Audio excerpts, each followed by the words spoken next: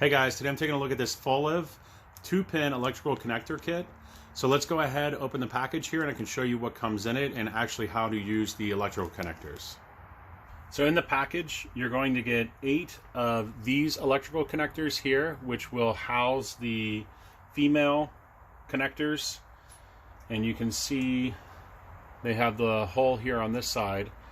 And you'll have 16 of these metal connectors here, which will actually hook up to the wires, and then you'll get 8 of these little connectors here, which you are going to use to push into the housing.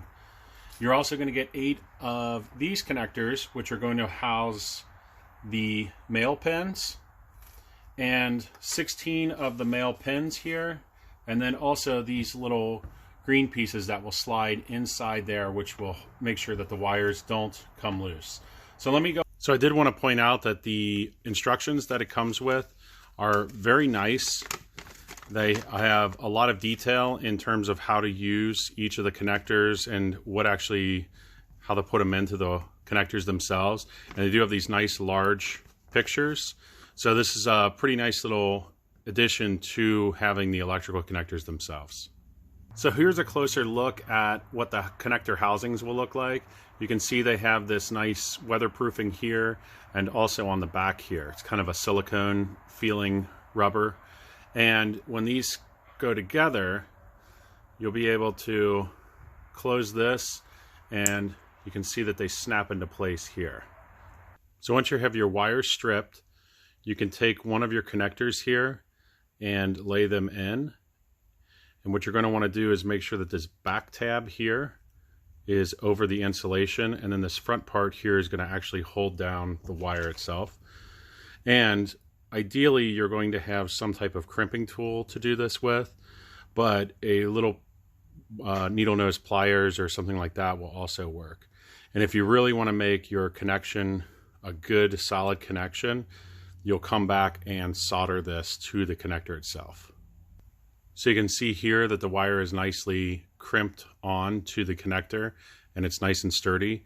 And your next step is to take your female connector here and you're going to push the connector through the insulation here.